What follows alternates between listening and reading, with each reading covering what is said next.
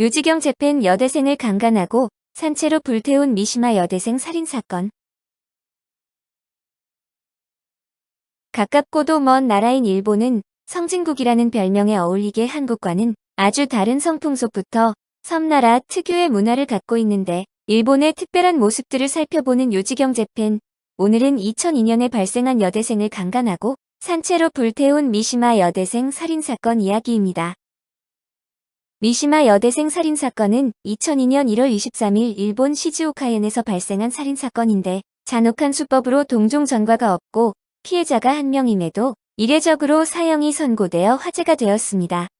일본은 1983년에 나가야마 기준이 제정되었는데 이것은 살인자 사형에 관한 양형 기준으로 범죄 동기와 성질 등의 9가지 항목으로 그 중에서도 피해자의 수를 가장 중요한 기준으로 판단합니다. 불에 탄 시신의 발견.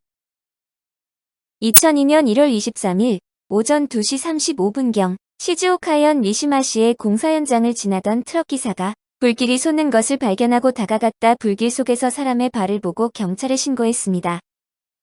출동한 미시마 경찰서 수사관들은 현장에서 키 155에서 160cm가량으로 추정되는 여성의 시신을 발견했는데 웅크린 자세로 전신이 새카맣게 불타버린 참혹한 모습이었습니다. 사건 현장 부근에 다툼의 흔적이 없어 경찰은 초기에는 자살과 타살 모두 가능성을 열어두었지만 피해자 것으로 추정되는 갈색 후드 점퍼의 소매에서 테이프로 양손을 뒤로 결박한 흔적이 확인되었습니다. 또한 시신의 입가에도 테이프가 남아있고 피부에서 화상으로 생긴 물집 등 생활 반응이 발견되어 범인이 피해자에게 인화성 물질을 끼얹고 산채로 불태워 죽인 살인으로 방향을 선회했습니다. 수사본부 측은 하마마츠 의과대학에서 시신의 부검을 실시하고 시신 발견 현장 인근을 중심으로 유류품 수색과 탐문 조사를 실시했습니다. 한편 미시마시에 거주하는 단기 대학생인 19살의 야마네 사치코의 부모가 딸이 전날 밤에 집에 돌아오지 않았고 연락도 되지 않는다고 수사본부에 신고했습니다. 단기대는 한국의 전문대학과 같은 학교인데 경찰은 사치코가 평소에 사용하던 학용품에서 지문을 채취해 시신의 지문과 대조한 결과 시신의 신원이 실종된 사치코로 밝혀졌습니다. 범행 수법이 워낙 잔인해 수사본부는 처음에는 원한에 의한 범죄일 가능성을 염두에 두고 사치코의 대인관계를 조사했으나 별다른 문제가 없었습니다. 두 번째로 묻지마 범죄의 가능성도 제기되었지만 수사는 좀처럼 진전이 없었는데 사치코의 휴대전화, 지갑, 가방 등 소지품이 전부 사라진 데다 사건 당시 탔던 자전거도 발견 현장 주변에 없었기 때문입니다. 수사본부는 범인이 피해자의 소지품을 가져갔을 것으로 추정하고 행방을 추적했지만 발견하지 못했습니다. 또 등유가 사용되었음을 밝혀내고 등유를 분석해 구매처를 밝히려고 했지만 미시마 시내의 주유소 중 두 곳에서 판매하는 것과 성분이 유사하다는 사실만 알아냈을 뿐 구매처는 밝혀내지 못했습니다. 유력한 용의자. 이렇게 수사가 난항에 빠져있던 중에 6개월 후 증거물 분석을 통해 지역 내 요주의 인물 리스트에 올라와 있던 하토리 주냐라는 남성이 수사선상에 오르게 됩니다. 그는 주변 지리에 밝았으며 당시는 뺑소니 혐의로 체포되어 징역 1년 6개월을 선고받고 누마즈 형무소에 수감된 상태였습니다. 2002년 7월 11일 수사본부 소속 수사관이 누마즈 형무소를 방문해 하토리에게 야마네 사치코 살해 혐의가 있음을 고지하고 그의 타액을 채취하여 유전자 감식을 실시했습니다. 그 결과 현장의 유류품에 남아있던 DNA와 하토리의 DNA가 일치해 수사본부는 하토리를 중요 참고인 자격으로 조사 후 납치 및 감금, 강도 등의 혐의로 7월 23일에 체포했습니다. 하토리는 당초에 사건 당일 밤 피해자를 편의점에서 만났다고 진술했지만 피해자와 합의하에 성행위를 한 것이라며 강간과 살해 혐의는 계속 부인했습니다. 다음날 하토리는 납치 감금 혐의는 인정했지만 살인에 대해서는 함께 있었던 외국인이 했다며 여전히 부인했고 수사본부 측은 하토리를 시즈오카 지방검찰청 누마즈 집으로 송치했습니다.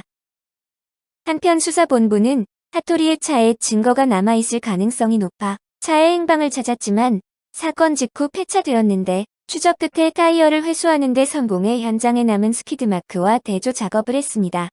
또한 하토리가 사치코를 납치할 때 사용한 것과 같은 종류의 테이프, 플라스틱제 말통, 시신 발견 현장에서 찾지 못했던 사치코의 자전거 등의 물증이 추가로 발견되었습니다. 이후 핫토리는 범행을 부인하던 진술을 번복해 결국 살인 혐의를 인정하는데 사치코에게 등유를 끼얹고 산채로 불태웠다는 등 범행에 관해 구체적인 진술을 하기 시작했습니다. 2002년 8월 15일 수사본부는 핫토리를 살인 혐의로 추가 송검했으며 시즈오카지검 누마즈 지부는 살인 및 납치감금 등의 혐의로 그를 시즈오카 지방재판소 누마즈 지부에 기소했습니다. 이때 핫토리는 범행을 인정하면서 반성하는 말을 남겼다고 하지만 감형을 노린 퍼포먼스일 가능성이 높아 형식적인 사죄였을 가능성이 높습니다. 실제로 재판 과정에서 재판부가 핫토리에게 갱생 의혹이 부족하다고 지적한 점을 보면 재판부 입장에서도 그가 진심으로 반성하는 태도라고 보기는 힘들었던 것으로 보입니다. 범행 동기. 핫토리의 범행 동기는 어처구니 없게도 헌팅과 마약이었는데 그는 2002년 1월 22일 밤 11시경 아르바이트를 마치고 집으로 가던 사치코를 보고 차 안에서 말을 걸었습니다. 그러나 사치코는 그를 전혀 상대하지 않고 갈 길을 가고 있었는데 핫토리는 그녀와 어떻게든 관계를 가져보겠다는 생각에 사치코를 앞질러가 주차장에 차를 세우고 그녀가 지나가기를 기다렸습니다. 사치코의 자전거 앞을 가로막고 그녀에게 접근해 집요하게 작업을 걸어댔는데 사치코가 심하게 저항하자 그녀를 강간하기로 마음먹고 차에 태워 인적이 드문 산속 도로변으로 끌고 가 강간을 했습니다.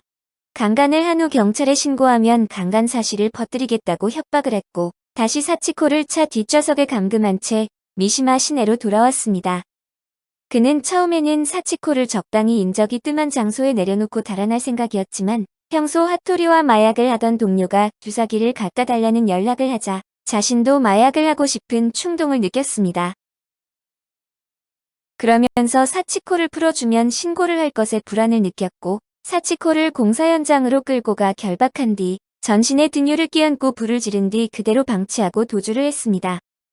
그 와중에도 핫토리는 빨리 피해자를 없애고 동료들과 함께 마약을 해야겠다는 생각을 하고 있었다는데 증언에 따르면 마약을 하는데 방해가 된다는 것도 사치코를 살해한 동기였다고 합니다.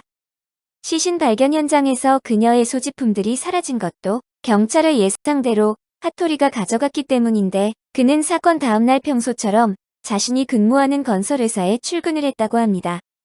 퇴근 후에 사치코의 자전거를 누마즈시 카노강에 버리고 그 외 소지품들도 누마즈 시내의 편의점 쓰레기통에 버리거나 친구 집에서 불태우는 등의 방식으로 증거인멸을 시도했던 것입니다.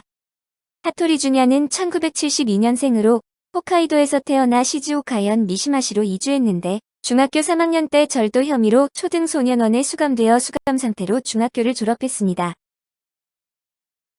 사실 핫토리는 그 전부터 도벽이 있어 동네에서 문제아로 유명했다는데 소년원에서 가출소한 이후 철근공 등을 하며 살았지만 얼마 못 가 17세 때 비행을 저질러 중등소년원에 다시 수감되었습니다.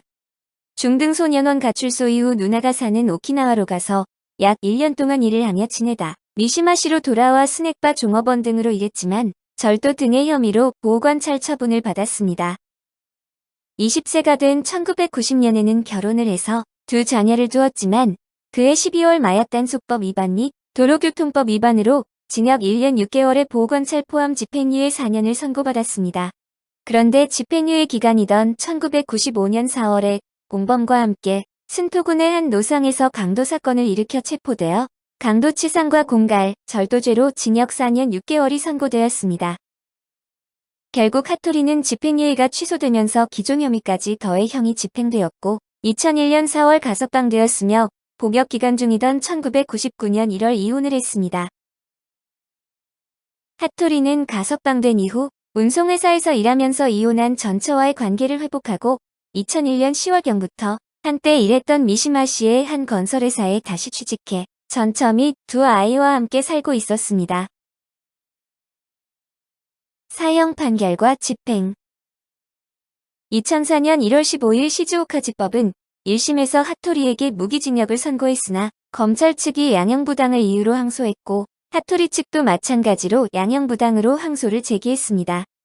이후 2005년 3월 29일 도쿄고등법원은 무기징역을 선고한 1심 판결을 파기하고 검찰의 구형대로 사형을 선고했습니다. 판결문에서 피고가 청소년기부터 2차례에 걸친 교정 교육을 받고 성인이 된 후 장기간 복역했음에도 형기가 끝난 지 채 반년이 못 된 시점에서 저지른 범행임을 언급했습니다. 피고의 규범의식이 현저하게 희박하고 갱생 의욕이 부족하며 범죄 성향이 뿌리 깊고 범행의 죄질도 매우 악질적이라고 지적했습니다. 또한 피고가 반성하는 모습을 보이지만 잔인한 범행 수법과 갱생 의지가 결핍된 점 등을 고려할 때 피고의 범죄 책임이 지극히 중대하다고 밝혔습니다. 사토리의 변호인은 판례 위반이라는 이유로 2005년 3월 30일자로 한국의 대법원인 최고재판소에 상고했으나 최고재판소가 상고를 기각해 사형 판결이 그대로 확정되었습니다. 변호인 측이 상고심 판결에 불복하여 판결 정정을 신청했으나 이것도 기각되었는데 이후 사토리는 도쿄구치소에 수감되었다가 2012년 8월 3일에 사형이 집행되었는데 당시 나이는 40살이었습니다. 이 사건은 앞에서 말한 것처럼 나가야마 기준이 제정된 이후로 거의 최초의 이례적 사형 사례로 큰 화제가 되었는데 나가야마 기준에 의하면 사형은 피해자가 4명 이상인 사건일 경우에 해당되었습니다.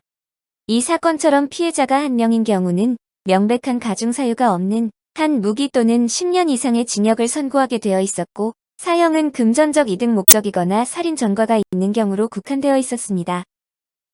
그런데 이 사건처럼 금전적 사리사용 목적이나 살인 전과가 없는 피고인에게 하급심의 사형 판결이 최고재판소에서 그대로 유지된 것은 기준 제정 이후로 유례가 없는 사례였습니다. 한편 일본에서는 이와 비슷한 사건이 2건이 있는데 우선 나고야 드럼통 살인 사건은 2004년 4월 나고야시에서 2명의 여성이 6명의 남성들에게 납치당해 불태워져 살해된 강도살인 사건입니다. 주범인 2명은 2009년에 사형이 집행되었으며 나머지 4명 중 2명은 무기징역을 선고받고 복역 중이고 2명은 징역 12년을 선고받아 현재는 만기 출소를 한 것으로 추정됩니다. 또 오카야마 토막 살인 사건은 2011년 스미타 코이치라는 남성이 교제 중인 여성이 다른 사람과 결혼하자 분풀이로 근무하던 직장에서 파견사원으로 일하던 여성을 강간, 살해하고 금품을 절취한 사건입니다. 이 사건도 미시마 여대생 살인 사건과 마찬가지로 범인에게 살인 전과가 없고 피해자가 1명인 사건이지만 사형이 선고되었습니다. 이 사건의 경우는 2009년 5월 재판원 제도가 도입된 이후 최초의 사형 판결이라는 의미가 있는데 스미타 본인이 항소를 취하해 사형이 확정되었고 2017년 7월에 사형이 집행되었습니다. 오늘 유지경 재팬은 여대생을 강간하고 산채로 불태운 미시마 여대생 살인 사건에 대해 알아보았습니다.